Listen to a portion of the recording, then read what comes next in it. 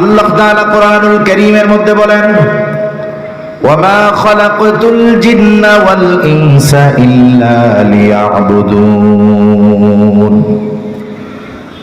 আল্লাহ তাআলা বলেন, আমি মানুষ এবং জিনকে সৃষ্টি করেছি আমারই ইবাদত করার জন্য, দাসত্ব করার জন্য।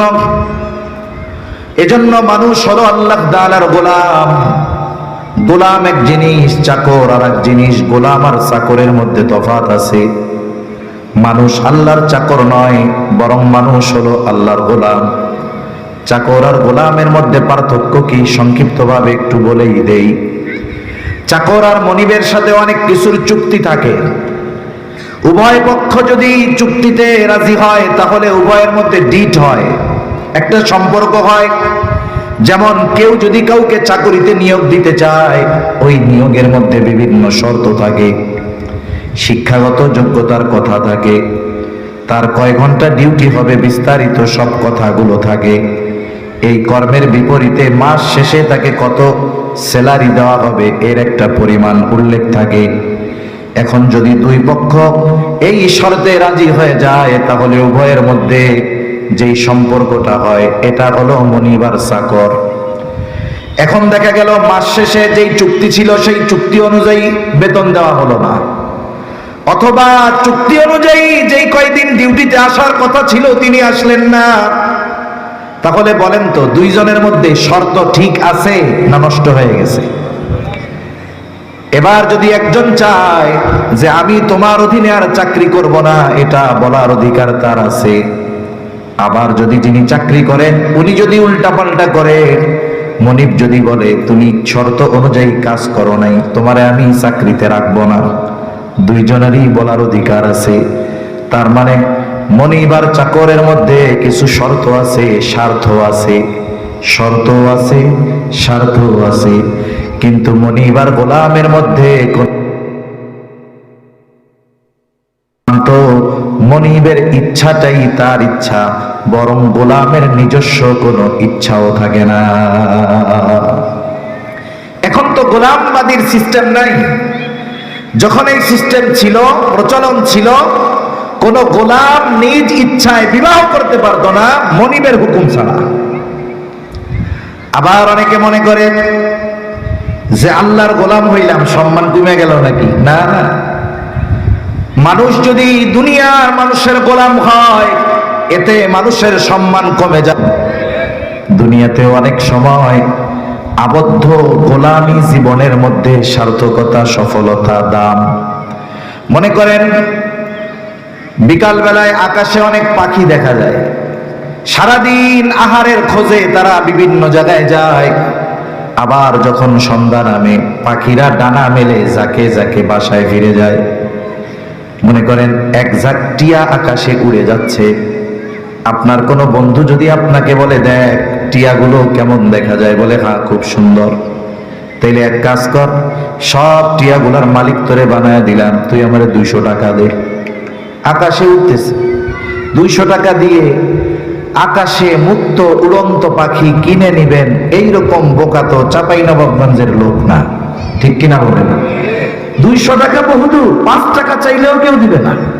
যে মিয়া বলো পয়সা আমারে, পাখি উঠতেছে আকাশে, এইটা তুমি আমার কাছ থেকে বিক্রি করতেছো 200 টাকা কেন? 5 টাকা দিলেও তো আমি তোমারে 5 টাকাও দিব না এই পাখির বিনিময়ে। কিন্তু এই পাখিগুলা থেকে যদি একটা পাখি খাঁচার মধ্যে আবদ্ধ করে আমার আপনার কাছে আনা হয়, 2000 না 5000 10,000 টাকা দিয়ে কেনার লোকের অভাব থাকবে না, ঠিক কিনা বলে? তাহলে পাখি যখন আকাশে উঠতেছে বলে যতই সুন্দর লাগুক দাম নাই। পাখি যখন খাঁচায় বন্দি বলে এটার দাম আছে। আমরা মানুষ, আমাদের জীবন যদি এমন হয় যা মন চায় তাই, এটার আসলে কোনো দাম নাই। কিন্তু আমরা যদি আল্লাহর হুকুমের মধ্যে, আল্লাহর গোলামির জিনজিরে আবদ্ধ হয়ে যাই, তাহলে ওই মানুষের দাম আছে না নাই? দুনিয়াতেও এরকম উপমা ঘটনা আছে। মানুষ যদি যথাযথভাবে অন্য মানুষের গোলামি করে, তার দাম, সম্মান ওই মনিবের কাছে বেড়ে যায়।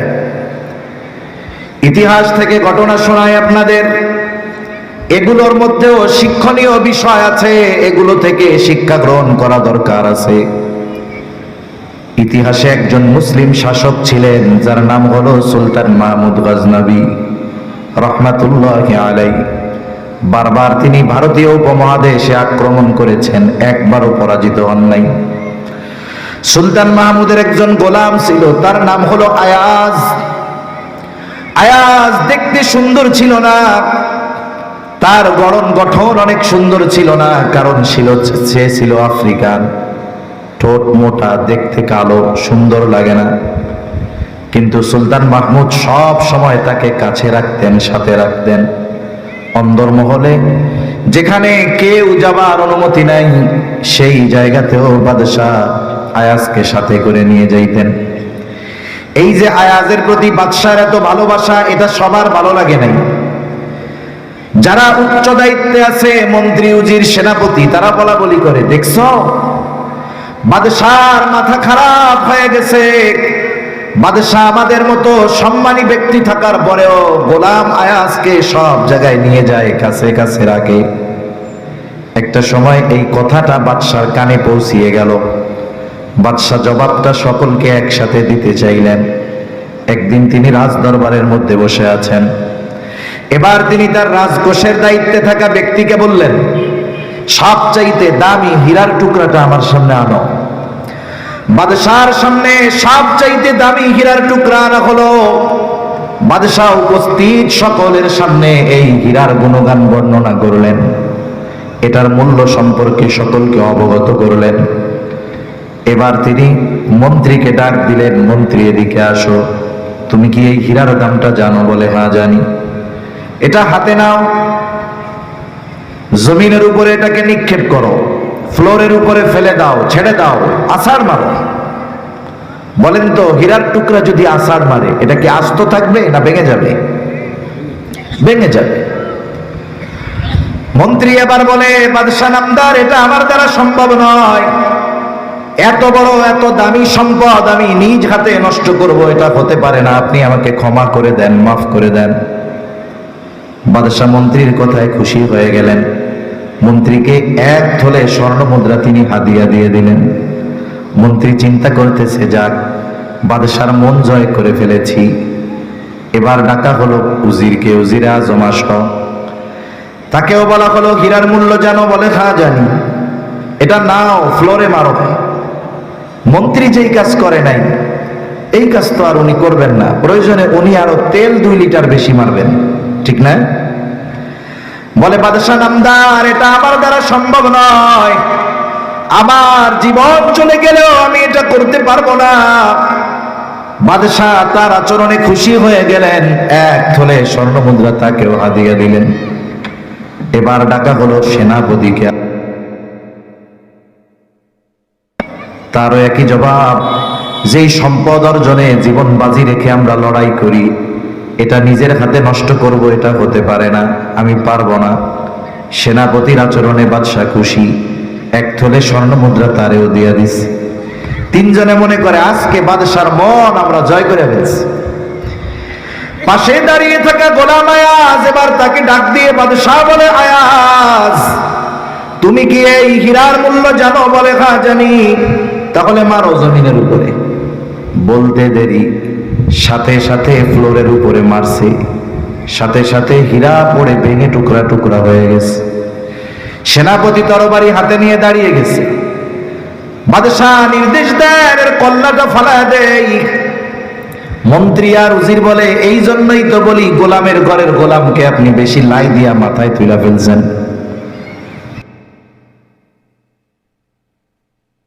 তোমরা ভাঙো নাই, কারণ দর্শাইছো। ওকেও তো নির্দেশ আমি দিয়েছি, ও ভাঙলো কেন ভাঙলো, ওর কাছ থেকেই আগে জানতে যাও। আয়াজ, তুমি কি এই হীরার মূল্য জানো না? বলে, হ্যাঁ জানি। বলে, যেই হীরা মন্ত্রী ভাঙে নাই, উজির ভাঙে নাই, সেনাপতি ভাঙে নাই, তোমারে বলতে দেরি, ভাঙতে দেরি করো নাই কেন? বলে, বাদশাহ নামদার, আমি এই হীরার মূল্য জানি, তবে আমার কাছে এইরকম একটি হীরা নয়, 100 হীরার চাইতে আমার মনিব সুলতান মাহমুদের আদেশের দাম বেশি। তার মানে দেখুন, প্রকৃত গোলাম যে সে মনিবের আদেশকে দুনিয়ার সব কিছুর চাইতে দামি মনে করে, ঠিক কিনা বলেন? এজন্য ইতিহাসের পাতায় সুলতান মাহমুদের মন্ত্রীর নাম খুঁজে পাবেন না, ইতিহাসের পাতায় সুলতান মাহমুদের সেনাপতির নাম পাবেন না, কিন্তু সুলতান মাহমুদের গোলাম আয়াজের নাম সুলতান মাহমুদের সাথে ইতিহাসের পাতায় আছে না নাই? এজন্য প্রকৃত আল্লাহর গোলাম যারা, এরা দুনিয়ার সব কিছুর চাইতে আল্লাহর আদেশকে প্রাধান্য দেয় বেশি। আল্লাহ আমাদেরকে ওই রকম গোলাম হওয়ার তৌফিক দান করুক, সকলে বলি আমিন। এই দুনিয়াতে আল্লাহ তাআলা আমাদের গোলামি করার জন্য পাঠিয়েছেন, সাথে সাথে গোলামির এই গোলামের কাজ কি হবে, করণীয় বর্জনীয় কি হবে, এজন্য আল্লাহ তাআলা ওহী নাজিল করেছেন।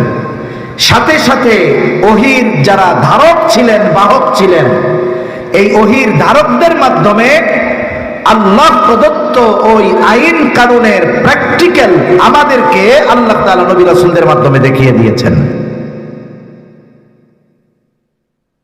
বলেন তো, মন যা চায় সেই অনুযায়ী চলার সুযোগ আমাদের আছে? জোরে বলেন আছে? আর আমরা আল্লাহর গোলাম পরিচয় দিতে কোনো হীনমন্যতায় ভুগবো? কখনো নয়, এটা হতে পারে না। আফসোস লাগে আমার কিছু মানুষের জন্য। কিছু সংবাদ ছোট, কিন্তু এটা অনেক সময় ফলাও করে প্রচার করা হয়। আপনারা জেনে থাকবেন, সম্প্রতি কয়েকদিন আগে কাশ্মীরের পেহেলগাঁও মনে হয়, ওইখানে সন্ত্রাসী হামলায় 26 জন মারা গেছে। কয়েকটা রিপোর্টে দেখলাম ওখানে শুধু হিন্দু ধর্মাবলম্বী নয়, 26 জনের এক রিপোর্টে দেখলাম 15 জনই আছে মুসলমান। এরপরেও এটাকে কোনো না কোনো না ভাবে মুসলমানদের উপরে চাপিয়ে দেওয়ার অপচেষ্টা চলতেছে। এটা একজন বুদ্ধিমান ব্যক্তি হওয়া লাগে না, মোটামুটি বোধ সম্পন্ন ব্যক্তি বুঝতে পারে যেটা জালেমদের ষড়যন্ত্র ছাড়া আর কোনো কিছু নয়। এটা সবাই বুঝতেছে, অনেক অমুসলিম হিন্দু ভাইরাও বুঝতেছে। কলকাতায় একটা নিউজ দেখলাম যে বিষয়কে কেন্দ্র করে মুসলিম হিসাবে নিজেকে লজ্জিত হচ্ছেন পরিচয় দিতে, এই জন্য তিনি ইসলাম ত্যাগ করে হিন্দু ধর্ম গ্রহণ করেছেন। নাউজুবিল্লাহ।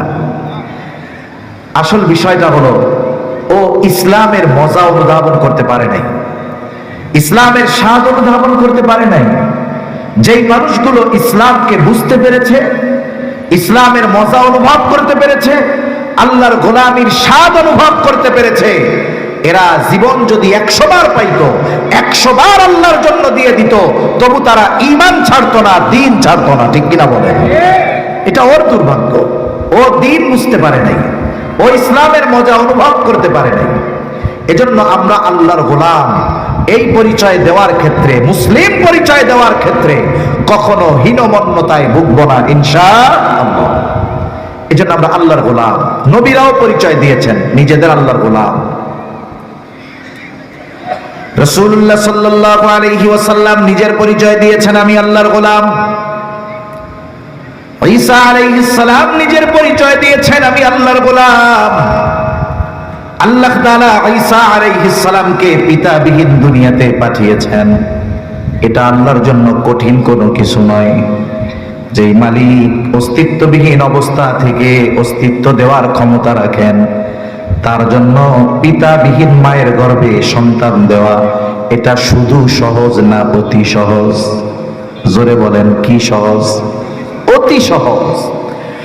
ঈসা আলাইহিস সালাম যখন মায়ের গর্ভে দুনিয়ায় ভূমিষ্ঠ হলেন, আল্লাহ তাআলা নির্দেশ দিলেন, ন মারিয়াম, এবার তুমি তোমার সম্প্রদায়ের কাছে যাও। মারিয়াম আলাইহিস সালাম শিশু ঈসা আলাইহিস সালামকে নিয়ে চলে আসলেন। আল্লাহ তাআলা তাকে নির্দেশ দিয়ে দিলেন যে তোমাকে যদি কেউ কিছু জিজ্ঞাসা করে, তাহলে তুমি আজকে বলবা যে আমি আজকে আল্লাহর জন্য রোজা রাখছি। ফাকুলি ইন্নী নাযারতু লিররহমান সাওমান ফালান উকাল্লিমাল ইয়াওমা ইনসিয়া। কেউ যদি তোমার আজকে কিছু বলে, তুমি বলবা ইন্নী নাযারতু লিররহমান, আমি দয়াময়ের জন্য আজকে মানত করেছি সাওমা, রোজা। ফালান উকাল্লিমাল ইয়াওমা ইনসিয়া, যেহেতু আজকে আমি সওম আছি, কিসের সওম? বলে কথা না বলার সওম। এই জন্য আজকে আমি কথা বলতে পারবো না। এইবার শিশুকে কোলে নিয়ে, ঈসা আলাইহিস সালামকে কোলে নিয়ে তিনি তার সম্প্রদায়ের কাছে আসলেন। এইবার মানুষেরা যার বিবাহ হয় নাই তার কোলে সন্তান, শিশু, এটা দেখলে ধারণা কি করবে? স্বাভাবিক খারাপ ধারণা করবে। তারা বলতেছে, ইয়া উখতা হারুন মা কানা আবুকি ইমরাআ সাউইন ওয়া মা কানাত উম্মুকি বাগিয়া। হে হারুনের ভগ্নী, তোমার বাবাও তো খারাপ মানুষ নয়, তোমার মাও তো খারাপ মানুষ ছিল না, তারা তো ব্যভিচারিণী ছিল না, মন্দ ছিল না, আর তুমি এই সন্তান পাইলা কোথায়? একটা গ্রুপ ঈসা আলাইহিস সালামের মাতা মারিয়াম আলাইহিস সালামকে জিনার অপবাদ দিতে যাচ্ছে, আর এক গ্রুপ বলতেছে মারিয়াম তো খারাপ না, অনেক ভালো, বিবাহ শাদী হয় নাই, তাইলে সন্তান আসলো কোত্থেকে? বলে তাইলে এটা মনে হয় আল্লাহর সন্তান। নাউজুবিল্লাহ বলেন। আল্লাহ তাআলা কোরআনুল কারীমে এই দুই জাতির ব্যাপারে কথাও বলেন, وقالت اليهود عزير ابن الله وقالت النصارى المسيح ابن الله। ইহুদিরা বলতো উজাইর আলাইহিস সালাম আল্লাহর সন্তান, নাউজুবিল্লাহ বলেন। আর নাসারা খ্রিস্টান এরা বলে ঈসা আলাইহিস সালাম হলেন আল্লাহর সন্তান। আর ইহুদিরা মারিয়াম আলাইহিস সালামকে জিনার অপবাদ দিয়েছে, এজন্য মারিয়াম আলাইহিস সালাম ওনাদের উপরে লানত বর্ষণ করেছেন। দুই গ্রুপের দুই মত, এক গ্রুপ অপবাদ দিচ্ছে, আর এক গ্রুপ বলতেছে এটা যেন তেন ছেলে না, এটা হলো আল্লাহর সন্তান। অথচ আল্লাহর কি কোনো সন্তান সন্ততি আছে? আল্লাহকে কেউ জন্ম দিয়েছে? আল্লাহর থেকে কেউ জন্ম নিয়েছে? এজন্য আল্লাহ তাআলা বলেন লাম ইয়ালিদ ওয়া লাম ইউলাদ। আল্লাহ রাব্বুল আলামিন কারো থেকে জন্ম নেন নাই, তিনি কাউরে জন্ম দেন নাই, তিনি এক একক। তার জাতের সাথে শিরিক যারা করে নিঃসন্দেহে তারা বেঈমান, কোনো সন্দেহ নেই। এইবার তো মারিয়াম আলাইহিস সালাম কথা বলবে না, মানত করছে দয়াময়ের জন্য আজকে কথা কইতে পারব না। কি করলেন? ফাশারাত ইলাইহি, তাদের প্রশ্নের জবাব দেওয়ার জন্য তিনি বললেন আমারে কিছু বইল না, ইশারা করে দিলেন কোলের শিশুর উপরে। এবার সবাই বলে ক্বালু কাইফা নুকাল্লিমু মান কানা ফিল মাহদি সাবিয়া। হায়রে, এই দোলনার শিশু, কোলের শিশু, এটা কথা বলবে কেমনে? বলেন তো। আল্লাহ তাআলা যদি চায় কথা বলতে পারবে কি পারবে না? আরো জোরে বলেন, পারবে কি পারবে না? আল্লাহ তাআলা যদি চান, কত অসম্ভব আল্লাহ তাআলা সম্ভব করে দেন। কেমনে কথা বলবে? আল্লাহ চাইলে এটা সম্ভব, কোনো ব্যাপার না। ইব্রাহিম আলাইহিস সালাতু ওয়াস সালাম, তাফসীরের মধ্যে আসছে ৮৬ বছর বয়সে ইসমাঈল আলাইহিস সালামের জন্ম হয়েছে, বয়স ৯০ এর কোঠায়, তখন জন্ম নিয়েছে ইসমাঈল আলাইহিস সালাম। এরপরে আল্লাহ তাআলা ওনারে আরেকটা সন্তান দিয়েছে। ওনার প্রথম স্ত্রী সারা, তিনি যখন নিশ্চিত হলেন তিনি বন্ধা, উনি আকিম, তখন উনি হাজরার সাথে ইব্রাহিম আলাইহিস সালামের বিবাহ দিয়েছেন, যিনি ইব্রাহিম আলাইহিস সালাম পিতা হতে পারে। আবার যখন ৯০ এর কোঠা পার হয়ে গেছে ইব্রাহিম আলাইহিস সালামের, ফেরেশতারা একদিন ইব্রাহিম আলাইহিস সালামের বাড়িতে আসছে লূত আলাইহিস সালামের অবাধ্য পাপাচারে লিপ্ত উম্মতদের শাস্তি দেওয়ার জন্য। এই শাস্তি দেওয়ার সাথে সাথে একটা সুসংবাদ এটাও নিয়ে আসছে। ইব্রাহিম আলাইহিস সালামকে বলতেছে ওয়াবাশশারুহু বিগুলামিন আলীম, ওদের শাস্তি দিব আর আপনার জন্য একটা জ্ঞানী সন্তানের সুসংবাদ দিয়ে গেলাম। অনেক সময় গ্রাম অঞ্চলেও হয়, শহরেও হয়, স্বামীর কাছে যদি গুরুত্বপূর্ণ মেহমানরা আসে, পর্দার আড়ালে অথবা জানালার আড়ালে অথবা বেড়ার পাশে দাঁড়িয়ে স্ত্রী আড়াল থেকে কান লাগায় লাগায় শোনে যে আমার স্বামীর সাথে মেহমানরা কি কথাবার্তা বলে, ঠিক না? কথাবার্তা শুনে, উনিও শুনতেছে।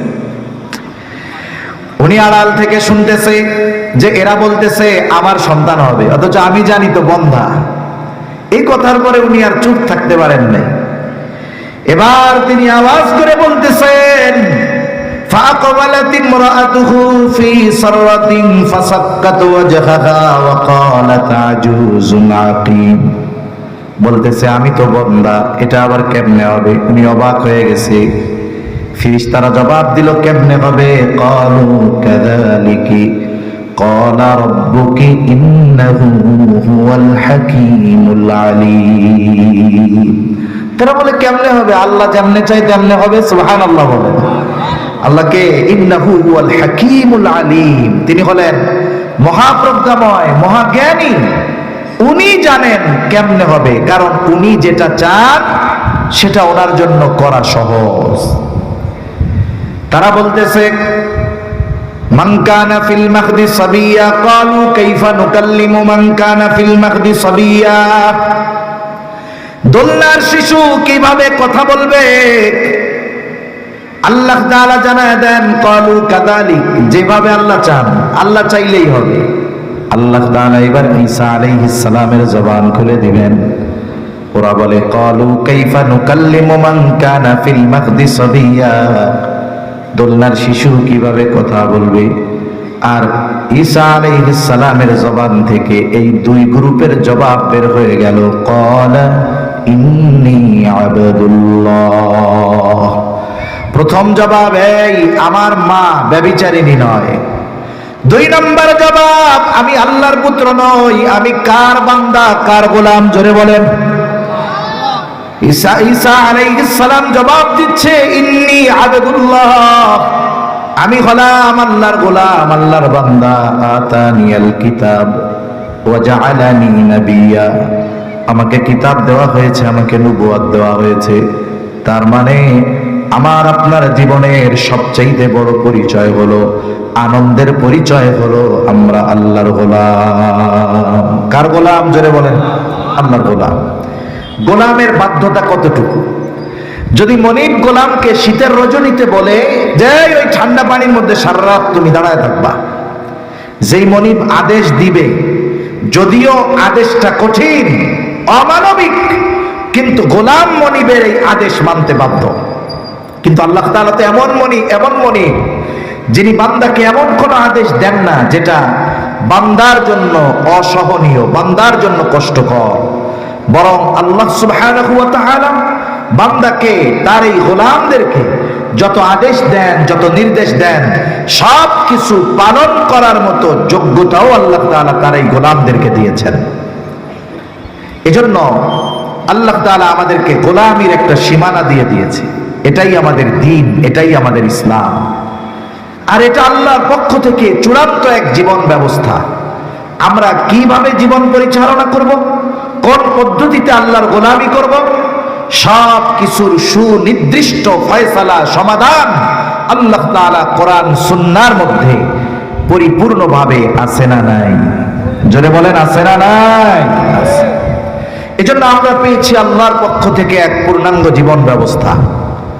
আল্লাহ তাআলা এই আয়াতের অংশে আমাদের জন্য যেই শরীয়ত, যেই দ্বীন, যেই জীবন ব্যবস্থা, এটা পূর্ণাঙ্গতার ঘোষণা দিয়েছেন। এই আয়াতের তাফসীরের মধ্যে এসেছে, খলিফাতুল মুসলিমিন হযরত ওমর রাদিয়াল্লাহু তাআলা আনহুর কাছে একজন ইহুদি আসছে, এসে বলে, খলিফাতুল মুসলিমিন, আপনাদের কোরআনে এমন একটা আয়াত আছে, ওই আয়াত যদি তাওরাতে নাজিল হতো, মুসা আলাইহিস সালামের উপরে নাজিল হতো, যেই দিন নাজিল হইতো ওই দিনটাকে আমরা ঈদের দিন বানায় নিতাম। ওমর রাদিয়াল্লাহু তাআলা আনহু চিন্তা করেন কোন সে আয়াত, জিজ্ঞাসা করতেছে কোন আয়াত সেটা যদি তাওরাতে নাজিল হতো ঈদের দিন বানায় নিতা, কোন সে আয়াত? এবার বলে, আল-ইয়াউমা আকমালতু লাকুম দীনাকুম ওয়া আতমামতু আলাইকুম নি'মাতি ওয়া রাদিতু লাকুমুল ইসলাম দীনা। বলে এই আয়াত। হযরত ওমর রাদিয়াল্লাহু তাআলা আনহু বলেন, আল্লাহর শপথ, এই আয়াত কোন দিন, কোথায়, কার উপরে নাজিল হয়েছে এটা আমি জানি। বলে এই আয়াত নাজিল হয়েছে আরাফার দিন, জাবালে রহমতে, জুমার দিন মুহাম্মাদুর রাসূলুল্লাহ সাল্লাল্লাহু আলাইহি ওয়াসাল্লামের উপরে। এই আয়াতের মাধ্যমে আল্লাহ তাআলা আমাদের যেই দিন জীবন ব্যবস্থা, এটা পূর্ণাঙ্গ জীবন ব্যবস্থা, এটার ঘোষণা আল্লাহ তাআলা দিয়ে দিয়েছেন। একটা ঈমানদার যদি প্রকৃতপক্ষে ঈমানের পরিপূর্ণ স্বাদ উপলব্ধি করতে চায়, ঈমানের মজা যদি উপভোগ করতে চায়, তাহলে পরিপূর্ণ দিন মানা ব্যতীত তার জন্য সম্ভব নয়। এই জন্য যে হাদিসখানা আপনাদের খেদমতে পেশ করেছি, এই হাদিসের মধ্যে নবীজি সাল্লাল্লাহু আলাইহি ওয়াসাল্লাম বলেন, ঈমানের স্বাদ কারা পেল? যাকা তা'মাল ঈমান মান রাদিয়া বিল্লাহি রাব্বা। বলে ঈমানের স্বাদ তো সে পরিপূর্ণভাবে পেল, আস্বাদন করতে পারলো। মান রাদিয়া বিল্লাহি রাব্বা, যে আল্লাহকে রব হিসাবে পেয়ে খুশি হয়ে গেল। ওয়াবিল ইসলামি দীনা, ইসলামকে দিন হিসাবে পেয়ে খুশি হলো। ওয়াবি মুহাম্মাদিন সাল্লাল্লাহু আলাইহি ওয়াসাল্লাম রাসূলা, মুহাম্মদ সাল্লাল্লাহু আলাইহি ওয়াসাল্লামকে রাসূল হিসাবে পেয়ে যে খুশি হলো, তার মানে আল্লাহকে রব হিসাবে পেয়ে যে খুশি হলো, ইসলামকে জীবন ব্যবস্থা হিসাবে পেয়ে খুশি হলো, আর মুহাম্মদ সাল্লাল্লাহু আলাইহি ওয়াসাল্লামকে রাসূল হিসাবে পেয়ে যে খুশি হলো, নবীজি বলেন ওই ব্যক্তি ঈমানের পরিপূর্ণ স্বাদ আস্বাদন করলো। ঈমানের স্বাদ আছে, মজা আছে। এই মজা লাভ করার জন্য কি করতে হবে? আল্লাহ তাআলাকে রব বলে শুধু স্বীকার করলে হবে না, বরং রবের সব আদেশ নিষেধ মানতে হবে। ইসলামকে দিন হিসাবে পেলাম, খুশি হয়েছি, পরিপূর্ণ স্বাদ আস্বাদন করার জন্য ইসলাম মেনে চলতে হবে। রাসূল সাল্লাল্লাহু আলাইহি ওয়াসাল্লামকে নবী হিসাবে পেয়েছি, ঠিক আছে, কিন্তু রাসূলের আদর্শকে আমার আপনার জীবনে বাস্তবায়ন করতে হবে। যতক্ষণ না আল্লাহর হুকুম, ইসলামকে পরিপূর্ণ জীবনের সাথে বাস্তবে পরিণত করা, নবীজির আদর্শের আলোকে আদর্শিত হওয়া, যতক্ষণ না আমরা না হব, ততক্ষণ পর্যন্ত ঈমানের পরিপূর্ণ স্বাদ পাওয়া যাবেই না। সাথে সাথে এই পৃথিবীতে মুসলমানদের মাথা উঁচু করে দাঁড়ানো সম্ভব হবে না। সংখ্যাপনে 200 কোটি হতে পারে, মাথা উঁচু করে কেন দাঁড়াতে পারি না? 1 কোটি ইহুদি গোটা পৃথিবীর মানব সভ্যতার উপরে ছড়ি ঘুরাচ্ছে কেন? আল্লাহ রাসূল সাল্লাল্লাহু আলাইহি ওয়াসাল্লামের হাদিস, একটা সময় আসবে কাফেররা তোমাদেরকে এমন ভাবে ঘিরে ধরবে যেমন ভাবে খাবারের দস্তরখানে খাবারকে মানুষ চারদিক দিয়ে ঘিরে ধরে। সাহাবায়ে কেরাম বলে, ইয়া রাসূলুল্লাহ সাল্লাল্লাহু আলাইহি ওয়াসাল্লাম, তখন কি আমাদের সংখ্যা কম হবে নাকি? নবীজি বললেন, না, সংখ্যা কম হবে না, তবে মানুষকে মৃত্যুর ভয় পেয়ে বসবে, দুনিয়ার মহব্বত পেয়ে বসবে। এই 2টা কারণে তারা কাফেরদের সামনে দাঁড়াতে পারবে না, কাফেররা তাদের উপরে অত্যাচার জুলুম চালাবে। আজকে গোটা মুসলিম উম্মাহ আমাদের মধ্যে মরার ভয় আর এই দুনিয়ার লোভ লালসা এমন ভাবে জেঁকে বসছে যে আমার ভাইদের উপরে জুলুম হলে আমরা কথা বলারও সাহস করি না, ঠিক কিনা বলেন? প্রতিবাদ প্রতিহত তো এটা বহুদূর, আমার ভাইয়ের উপরে জুলুম হচ্ছে এটাও আমরা বলতে ভয় পেয়ে যাই। আফসোস আমাদের জন্য। এজন্য আমাদেরকে নিজেদের থেকে শুরু করতে হবে পরিপূর্ণ দ্বীনের উপরে আসা। আল্লাহ তাআলা আমাদেরকে পূর্ণাঙ্গ জীবন ব্যবস্থা দিয়েছেন।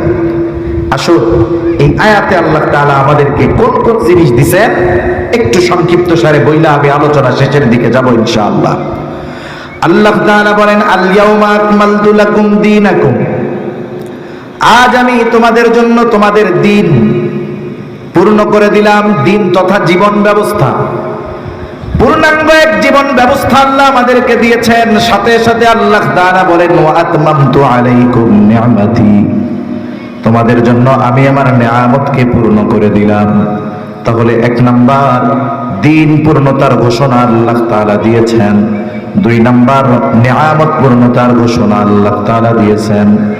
দিন হলো জীবন ব্যবস্থা, তার মানে মানব জীবনে যত সমস্যা আছে সব সমস্যার সমাধান ইসলামের মধ্যে আছে না নাই?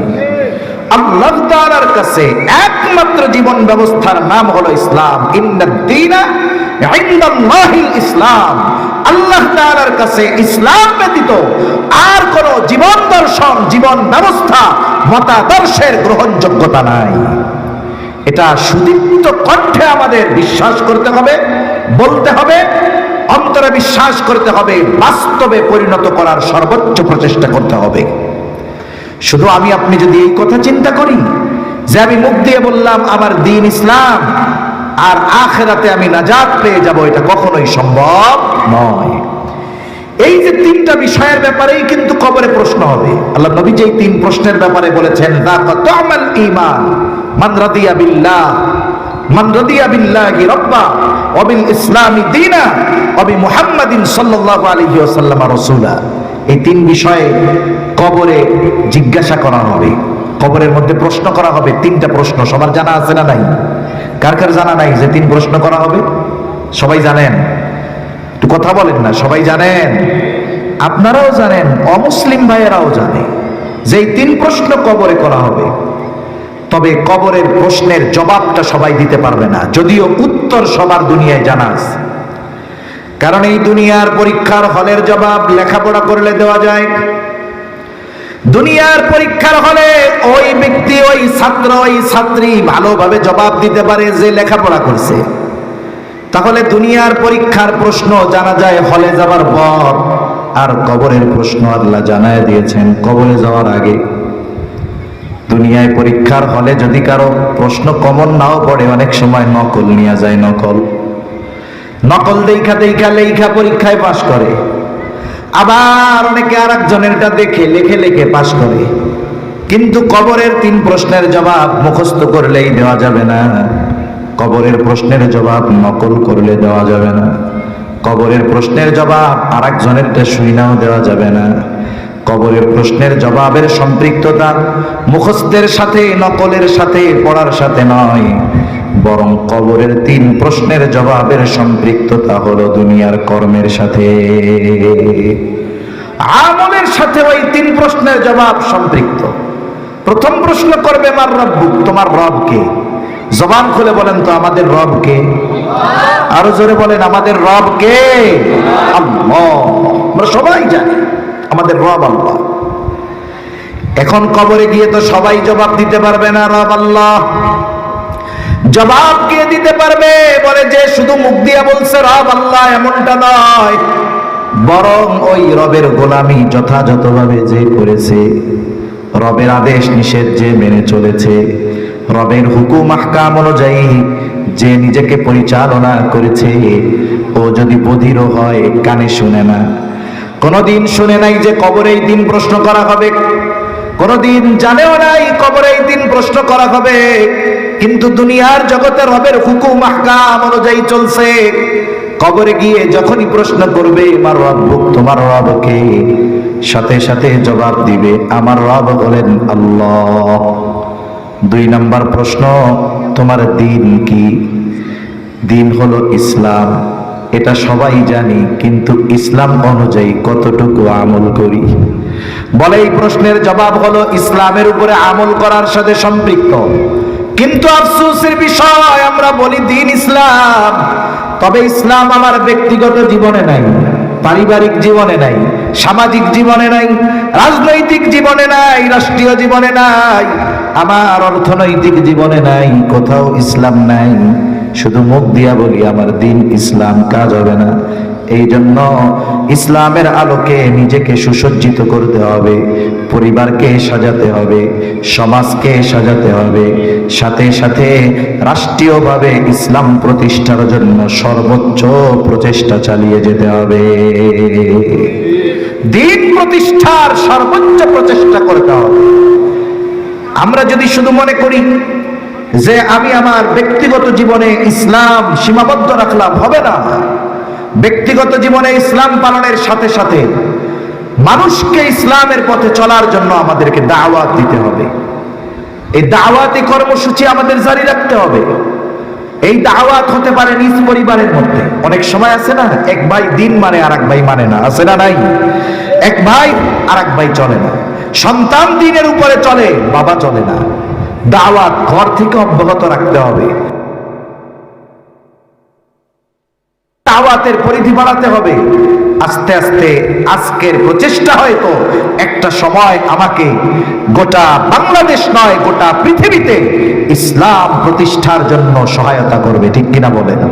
কিন্তু আল্লাহ তাআলা তো দেখবে যে আমি আমার অবস্থান থেকে দ্বীন প্রতিষ্ঠার প্রচেষ্টা কতটুকু করেছি, আমি দ্বীন কতটুকু নিজে মেনেছি, আমার পারিবারিক জীবনে দ্বীন কতটুকু মানিয়ে চলিয়েছি, আমার সামাজিক জীবনে দ্বীন প্রতিষ্ঠার প্রচেষ্টা কতটুকু করেছি। যদি আমার চেষ্টা হোক, আর এক বর্ণনায় আসছে জিজ্ঞাসা করা হবে ওমান নবী, তোমার নবীকে, নবীকে দেখানো হোক আর নবীর ব্যাপারে জিজ্ঞাসা করা হোক। যদি জিজ্ঞাসা করে ওমান নবী, জবাব হলো আমার নবী মুহাম্মদুর রাসূলুল্লাহ সাল্লাল্লাহু দেখানো হয়, কে বলবে হাদা নবিয়ুনা মুহাম্মাদুর, যে নবীজির আদর্শে নিজেকে আদর্শিত করেছে, যে রাসূলের আখলাক যে গ্রহণ করেছে, আর এই চরিত্র বাস্তবিক জীবনে, পারিবারিক জীবনে, লেনদেনের ক্ষেত্রে এই চরিত্রের সৌন্দর্য ফুটিয়ে তুলেছে, বলে সে জবাব দিবে আমার নবী মুহাম্মদুর রাসূলুল্লাহ সাল্লাল্লাহু আলাইহি ওয়াসাল্লাম। এই তিন প্রশ্নের জবাব দেওয়া ছাড়া আখিরাতে বাঁচার আর কোনো উপায় নাই। ওটা ইমিগ্রেশনের মতো, ওইখানে গিয়ে যদি ধরা পড়া হয় তাহলে পরবর্তী স্টেপগুলো আমার আপনার জন্য কঠিন হয়ে যাবে। এজন্য সম্মানিত উপস্থিতি, আল্লাহ তাআলা নিজে বলতেছেন আমি তোমাদের জন্য আমার দ্বীন তথা তোমাদের জন্য তোমাদের দ্বীন জীবন ব্যবস্থাকে আমি পরিপূর্ণ করে দিয়েছি। মানব জীবনের এমন কোনো দিক নাই যেই বিষয়টার সমাধান ইসলাম দেয় নাই। এ টু জেড সব ইসলামের মধ্যে আছে, কিন্তু আফসোস হলো কি যে ইসলাম সম্পর্কে আমাদের জানা নাই, আমাদের জানা নাই। অনেক সময় ওয়াজে আগে মুরব্বীরা অনেক গল্প বলতেন, গল্পগুলোর মধ্যে অনেক শিক্ষণীয় বিষয় থাকে। বলে একজনের কলস হলো 1.5 হাত, এখন তার ছেলে বিয়া দিছে, মহিলা খুব ছোট, তার হাতের পরিমাণ 1 হাত, তার হাতের 1.5 হাত পরিমাণ হইল কলসের গভীরতা। এখন কলসের মধ্যে নাক ফুল পড়ে গেছে, এখন নাক ফুল উঠানোর জন্য যখন কলসের মধ্যে হাত দিছে, হাত তো আর তলায় যায় না, তাই না? এখন কয় আম্মা গো কি হয়েছে? কয় কলসের তলাই তো নাই। বিষয়টা হলো তার হাত পৌঁছাচ্ছে না ওইখানে, এই জন্য সে বলতেছে কলসের তলা নাই। এটা কি ঠিক কথা না ভুল কথা? যারা বলে ইসলামের মধ্যে এই বিষয়ের সমাধান নাই, ওই বিষয়ের সমাধান নাই, ইসলামের মধ্যে নারী পুরুষের মধ্যে বৈষম্য রাখছে না, আউযুবিল্লাহ, এই ধরনের কথা আমাদের প্রধান উপদেষ্টার কাছে প্রতিবেদন দেওয়া হয়েছে। বলে ইসলাম নারী পুরুষের মধ্যে সম্পদ বন্টনের ক্ষেত্রে বৈষম্যমূলক আচরণ করেছে, নাউযুবিল্লাহ বলেন। এবং তারা কথাও বলেছে যে রাষ্ট্র হলো পরিপূর্ণ ইহলৌকিক একটি বিষয় আর ইসলাম হলো পরলৌকিক একটি বিষয়। তাদের কথাটার ধারা আর কি এরকম। এখন এই পরলৌকিক বিষয় দিয়ে ইহলৌকিক কোন বিষয় পরিচালিত হতে পারে না, নাউযুবিল্লাহ বলেন। তার মানে তারা বলতে চায় যে রাষ্ট্র পরিচালনায়, সমাজ পরিচালনায়, আইন প্রণয়নে, বিচার বিভাগে এখানে ইসলাম থাকতে পারবে না, নাউযুবিল্লাহ বলেন। এই সুযোগ বলার তারা কেন পেল? কারণ আমরা ইসলাম অনুযায়ী চলতে আগ্রহী হচ্ছি না, চলতেছি না, ইসলাম প্রতিষ্ঠার প্রচেষ্টা করতেছি না, ঠিক কিনা বলেন? অথচ 92% মুসলমানের দেশ, এনারা কোরআন সুন্নাহকে ভালোবাসে সবাই। আমরা কোরআনকে ভালোবাসার পরেও চিন্তা করে দেখেন অল্প কিছু মানুষের স্পর্ধা কত বেশি, যারা সরাসরি দ্বীনের উপরে আঘাত হানতেছে, ইসলামকে দুনিয়ার জন্য অকার্যকর বলে সাব্যস্ত করতেছে। এজন্য আমাদের সজাগ থাকতে হবে। যারা ইসলামের ব্যাপারে এই ধরনের কথা বলবে তাদেরকে বিন্দু পরিমাণ ছাড় দেওয়ার কোনো সুযোগ ইমানদার রাখে নাই, ইমানদারের নাই। বরং এই ধরনের বিষয়গুলোর সর্বোচ্চ প্রতিবাদ এবং ওই জালেমদের প্রতিহত করার জন্য সর্বোচ্চ শক্তি মুসলমানের প্রয়োগ করতে হবে, ঠিক কিনা বলেন?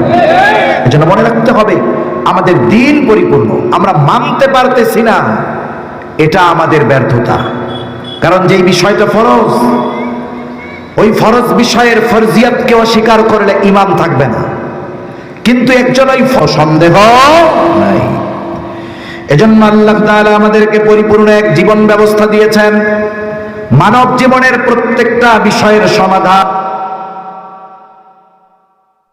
বলেন, আল-ইয়াওমা আকমালতু লাকুম দীনাকুম ওয়া আতমামতু আলাইকা, নিয়ামত পরিপূর্ণতার ঘোষণা দিয়েছেন। মুফাসসিরিনে কেরাম বলেন, দিন পরিপূর্ণতার ঘোষণার সাথে সাথে কেন নিয়ামত পরিপূর্ণতার ঘোষণা? এর কারণ হলো যেখানেই পরিপূর্ণ দিন সেখানেই এই পৃথিবীর যত সৃষ্টি আছে, মানব জাতির মধ্যে হোক মুসলিম অথবা অমুসলিম, সকলেই প্রতিটা মুহূর্তে যার নিয়ামত ভোগ করে তিনি কে? জোরে বলেন কে? কাফের মুশরিক এরাও প্রতিনিয়ত আল্লাহ প্রদত্ত পূর্ণ নিয়ামত পাওয়া যাবে কখন? বলে আমরা যখন পরিপূর্ণ দ্বীনের মধ্যে আসতে পারবো। ব্যক্তিগত জীবনে পরিপূর্ণ ইসলাম, ভাবে যদি ইসলাম প্রতিষ্ঠা হয়ে যায়, তাহলে আমাদের জন্য আল্লাহ সুবহানাহু ওয়া তাআলা পরিপূর্ণ বরকত নিয়ামত দান করবে। ঠিক কিনা বলেন? আমি যদি সমকালীন দুনিয়ায় একটা যে এই পৃথিবীতে একটা দেশ আছে, যেই দেশে আমেরিকা এবং তার সহযোগী ন্যাটো জোট একসাথে প্রায় 2 যুগের কাছাকাছি এমন একটা দিন অতিবাহিত হয় নাই যেই দিনটাতে ওই দেশের কোনো না কোনো জায়গায় তারা হামলা চালায় নাই, বিমান হামলা চালায় নাই, ধ্বংসযজ্ঞ চালায় নাই। এই দেশটার নাম ছিল আফগানিস্তান। ঠিক কিনা বলেন? 22 বছরের উপরে তারা সম্মিলিত জোট দেশটাকে ধ্বংসস্তূপে পরিণত করে ফেলছে। কিন্তু একদল ইমানদার, আল্লাহর উপরে অটল বিশ্বাসী এই বান্দারা তাদের সাথে লড়াই চালিয়ে গেছে। একটা সময় আমেরিকা তার সহযোগী দেশগুলোকে নিয়ে ওই দেশ ছেড়ে পালাতে বাধ্য হয়েছে, পালিয়ে চলে গেল। যাওয়ার সময় কি করছে? ওই 22 বছর আগে যাদের হাত থেকে রাষ্ট্রীয় ক্ষমতা কেড়ে নিয়েছিল। কেন কেড়ে নিয়েছিল? কারণ ওই পরিপূর্ণ কোরআন সুন্নাহর আলোকে পরিচালিত হয়েছিল। ওই দেশটা ছিল সেই দেশ। পরিচালনা করার কারণে বিশ্বমোড়ল আমেরিকা আর তার সহযোগীরা ওই দেশে হামলা চালিয়েছিল। তারা তাদের সাথে লড়াই চালিয়ে গেছে প্রায় 2 যুগ। একটা সময় আমেরিকা আর তার সহযোগীরা বুঝলো এদেরকে ধ্বংস করে দিলেও নিঃশেষ করা যাবে না। একটা সময় তারা পালাতে বাধ্য হলো। পালানোর সময় কি করছে? সব গুরুত্বপূর্ণ স্থাপনা ধ্বংস করে দিয়ে গেছে। সাথে সাথে ওই দেশের যে রিজার্ভ ফান্ড সব তারা নিয়ে গেছে। দেশটাকে থেকে ক্ষমতা কেড়ে নিয়েছিল, আবার তাদের হাতে ক্ষমতা তুলে দিয়ে গেছে। এখন কি চিন্তা করছে? যে এরা দেশ চালাবে, দেশ চালাইতে ডলার দরকার, পাবে কোথায়? নাই তো। কিছুকাল পর লোকজন এমনিই বলবে আগেই ভালো ছিলাম। এই চিন্তা করে তারা চলে গেছে। কিন্তু ওই রাষ্ট্র পরিচালনার দায়িত্ব এমন কিছু মুত্তাকি বান্দার হাতে গেছে, ইমানদার বান্দার হাতে গেছে, যারা কোরআন সুন্নাহর আলোকে রাষ্ট্র পরিচালনা করছে। 3 বছর চলতেছে রাষ্ট্র পরিচালনা। পৃথিবীর সমীকরণ বলে যে এই পৃথিবীতে সবচাইতে দ্রুততার সাথে তাদের অর্থনৈতিক সমৃদ্ধি সবচাইতে দ্রুততার সাথে উপরের দিকে উঠতেছে, এবং বাংলাদেশের মুদ্রার চাইতে ওই দেশের মুদ্রার দাম বেশি। সাথে সাথে আল্লাহ কি দিয়েছে? তাদের জন্য আসমান এবং জমিনের বরকতের দরজা আল্লাহ খুলে দিয়েছে। আল্লাহ রাব্বুল আলামিন কোরআনুল কারীমের মধ্যে বলেন, ولو أن أهل القرى آمنوا واتقوا لفتحنا عليهم بركات من السماء والأرض। আল্লাহ তাআলা বলেন, যদি এই জনপদের অধিবাসীরা ঈমান আনে আর মুত্তাকি হয়ে যায়, লাফাতাহনা আলাইহিম বারাকাতিম মিনাস সামাই ওয়াল আরদ, আমি অবশ্যই তাদের জন্য আসমান এবং জমিনের বরকতের দরজা সমূহ খুলে দিব। মুফাসসিরিনে কেরাম বলেন, এখনো যদি কোনো জনপদের অধিবাসীরা প্রকৃত ইমানদার হয়, মুত্তাকি হয়, আল্লাহ তাআলা তাদের জন্য আসমান জমিনের বরকতের দরজা খুলে দিবে। আপনি যদি এর বাস্তব উপমা দেখতে চান, তাদের দিকে তাকাতে হবে। তারা কোরআন সুন্নাহর আলোকে রাষ্ট্র পরিচালনার প্রচেষ্টা চালিয়ে যাচ্ছে। সর্বোচ্চ প্রচেষ্টা অব্যাহত রাখার কারণে আল্লাহ তাআলা তাদেরকে সময়ের সাথে সাথে খনিজ সম্পদ দিয়ে দিচ্ছে। তেলের কূপ আবিষ্কার হচ্ছে, তেলের খনি পাচ্ছে, এবং তারা কৃষি কাজে ব্যাপক সফলতা অর্জন করতেছে। তাদের আবহাওয়াটা আল্লাহ তাআলা তাদের জন্য অনুকূলে এনে দিয়েছে। শুধু তাই না, বিশ্ববিখ্যাত জুস তাদের দেশে প্রস্তুত হচ্ছে। আর মজার ব্যাপার হলো, ওই দেশের জুসের সবচাইতে বড় ক্রেতা হলো আমেরিকা। বাংলাদেশে এক বোতল কেনে অনেক জায়গায় 300 350 টাকা, বলে এটা তাদের উৎপাদন যত, এত সাপ্লাই দেওয়া সম্ভব নয়, কারণ তাদের বড় ক্রেতা হলো আমেরিকা। আমেরিকারও বিশ্বাস এইটা যে যেই মোল্লাদের হাতে রাষ্ট্র পরিচালনার দায়িত্ব, বলে ওদের দেশে যদি ভেজাল করে কল্লা থাকবে না, এজন্য ওদের জিনিসটা 1 নাম্বার, ওইটাই কেন। অনেক সময় একজন ভালো মানুষ, তার দুশ্মন অনেক হতে পারে, কিন্তু তার অগোচরে তার প্রশংসা করে, না লোকটার সাথে আমার দুশ্মনী থাকতে পারে কিন্তু লোকটা আসলে ভালো। ঠিক কিনা বলেন? বলে না এরকম? বলে ইমাম সাহেব হক কথা বলে, খারাপ লাগে ঠিক, কিন্তু গরম মজলিসে বলে, বেড়া ইমাম সাহেবরে আমরা অপছন্দ করি ঠিক, কিন্তু ইমাম কিন্তু হক কথা বলে। ঠিক কিনা বলেন? এজন্য ওরা জানে যে যাদের হাতে রাষ্ট্র পরিচালনার দায়িত্ব দেওয়া হয়েছে, ওই দেশে ভেজাল করার কোনো সুযোগ নেই। আমরা এক সময় দেখতাম, বলা হচ্ছিল যে আফগানিস্তানে নারীদের লেখাপড়া শেষ, নারীদের মার্কেটে যাওয়া শেষ, কিন্তু সময়ের পরিবর্তনে আমরা কি দেখলাম, যে আমাদের দেশ সহ গোটা দুনিয়ায় এত আইন ধর্ষণের জন্য, এরপরেও ধর্ষণ কমে নাই, জেনা ব্যভিচার কমে নাই, বরং নারীবাদীরা তো ধর্ষণের বৈধতা দেওয়ার জন্য, পতিতাবৃত্তির বৈধতা দেওয়ার জন্য, এটাকে শ্রমিকের অধিকার হিসাবে, শ্রম হিসাবে যেটাকে মানুষ ঘৃণা করে, সেটাকে তারা শ্রমিকের মানে শ্রম হিসাবে এটাকে আইন করার প্রচেষ্টা করতেছে, যে যারা এই কাজে লিপ্ত এরা শ্রমিকদের ন্যায়, এদেরও শ্রমের মূল্যায়ন করতে হবে। অথচ কি দরকার ছিল? দরকার ছিল যারা ওই পথে, পাপের পথে, অভাবের কারণে বাধ্য হয়ে পা বাড়িয়েছে, গভর্নমেন্টের উচিত ছিল তাদের জন্য ভালো কাজের ব্যবস্থা করে, তাদের জীবন উপকরণের ব্যবস্থা করা, তাদের জন্য নিরাপদ কর্মস্থলের ব্যবস্থা করা, যাতে করে তারা কাজকর্মের মাধ্যমে নিজেরা হালালভাবে সম্পদ উপার্জন করতে পারে, সম্মানের সাথে বেঁচে থাকতে পারে। বরং আরো যেন নারীরা ওই পথে যায়, হারাম পথে যায়, এই পথে যাওয়ার জন্য তারা আরো নারীদেরকে উৎসাহিত করতেছে। বিষয়টা এরকম হয়ে গেল না? এরকম হয়ে গেল। এজন্য সম্মানিত উপস্থিতি, ইসলাম অনুযায়ী যদি রাষ্ট্র পরিচালিত হয়, তাহলে নারীদের জানমালের নিরাপত্তা হবে। আফগানিস্তানে নারীদের জন্য আলাদা মার্কেট হয়েছে, যেখানে A to Z সব নারীরা, কোনো পুরুষের অধিকার, ঢোকার অধিকার নাই। ওরা বলেছিল যে শিক্ষা শেষ, কিন্তু আমরা দেখলাম নারীরা গ্রাজুয়েশন কমপ্লিট করছে, লেখাপড়া শেষ করতেছে। একেবারে কোনো ধর্ষণ নাই, চুরি নাই, ডাকাতি নাই, দুর্নীতি নাই। এটা সম্ভব হয়েছে কেন? বলে দিন অনুযায়ী, ইসলাম অনুযায়ী রাষ্ট্র পরিচালনার প্রচেষ্টা করার কারণে। ঠিক কিনা বলেন? আমরাও চাই জাহেলিয়াতের সময় যখন ইসলাম আসলো, নবীজি সাল্লাল্লাহু আলাইহি ওয়াসাল্লাম জানিয়ে দিলেন ইসলাম আগমনের মাধ্যমে কি হয়েছে। সেই সুদূর হাজারা মাউত থেকে ইয়ামেন পর্যন্ত হাজারো হাজার মাইল পথ একটা নারী যদি রাতের বেলা একাকীও পথ চলে যেত, পথ চলতো, একটা পুরুষ তার সামনে দাঁড়িয়ে পথ রোধ করার, তাকে আটকিয়ে দেওয়ার ক্ষমতা রাখতো না। কেন? ইসলামের কারণে। এজন্য যদি আমরা পরিপূর্ণ দ্বীনের উপরে নিজেদের সুসজ্জিত করতে পারি, ব্যক্তিগত জীবন থেকে নিয়ে রাষ্ট্রীয় জীবন পর্যন্ত ইসলাম প্রতিষ্ঠা করতে পারি, তাহলে ওই সুদিন আমাদের আবার আসবে। আমাদের মুরব্বীরা এক গল্প অনেক সময় বলে যে এখন তোমরা মিয়া বিল্ডিং এ 4 তলায় ঘুমাও, তাও জানালা খুলে ঘুমাইতে তোমাকে ডর লাগে।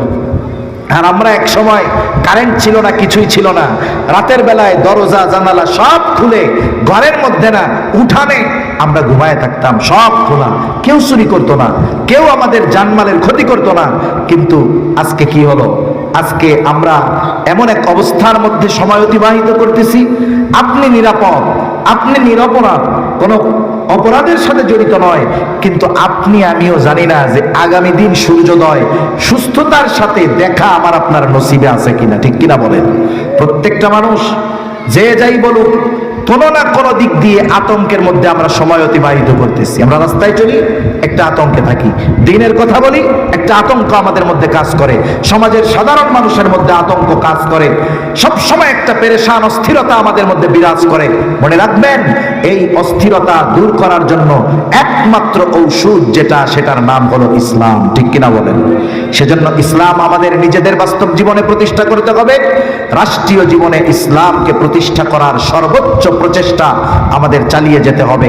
আমরা যদি এই মিশনের উপরে থাকি, ইনশাআল্লাহ আল্লাহ সুবহানাহু ওয়া তাআলার সহযোগিতায়, সাহায্যে একটা সময় আমরা আমাদের গন্তব্যে পৌঁছাতে পারবো। হতাশ হওয়া না, আল্লাহ তাআলা বান্দার প্রচেষ্টা দেখবে, ঠিক কিনা বলেন? ওয়াল্লাযীনা জাহাদু ফীনা লানাহদিয়ান্নাহুম সুবুলানা ওয়া ইন্নাল্লাহা লামাআল মুহসিনিন। আমাদের কাজ সর্বোচ্চ প্রচেষ্টা করে যাওয়া।